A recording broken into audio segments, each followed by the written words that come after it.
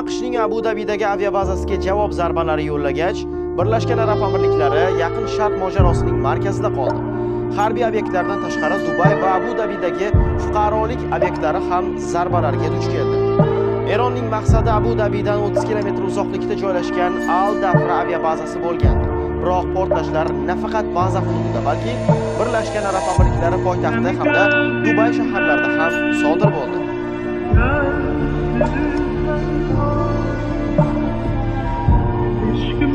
Reuters agentligining ma'lumot berishicha, muhtasham Dubay Marina tumani hududida portlashlar qayd etilgan.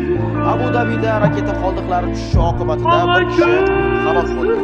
Havo hujumidan mudofaa tizimi Dubay osmonida bir nechta Eron raketalarini urib tushirdi.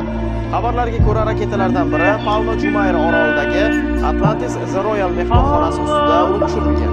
Mo'jiza tufayli hech kimga zarar yetmagan. Guvohlar shuningdek Fairmont The Palm, Five mehmonxonalari va Adagio mehmonxonasi yaqinidagi bino hududida ham portlashlar bo'lganini aytishmoqda.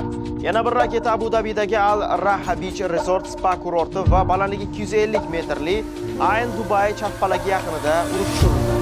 Qator ommaviy axborot vositalarining xabar berishicha, Dubayda joylashgan dunyodagi eng baland bino Burj Xalifadan odamlar evakuatsiya qilingan. Shaharda taksi xizmatida muammolar paydo bo'lgan. Ko'plab do'konlar yopib qo'yilgan.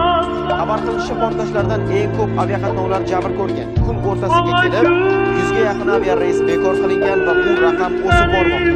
Mintaqa qaynoq nuqtaga aylangani bois qator aviakompaniyalar, jumladan Emirates, Fly Dubai, Qatar Airways, Air India parvozlarini to'xtatdi. Dubay xalqaro aeroporti va Al Maktoum aeroporti faoliyati to'xtatildi. Reyslar qabul qilinmayapti va parvoz qilmayapti. Aholi va shahar mehmonlaridan aeroportlarga kelmaslik so'raldi.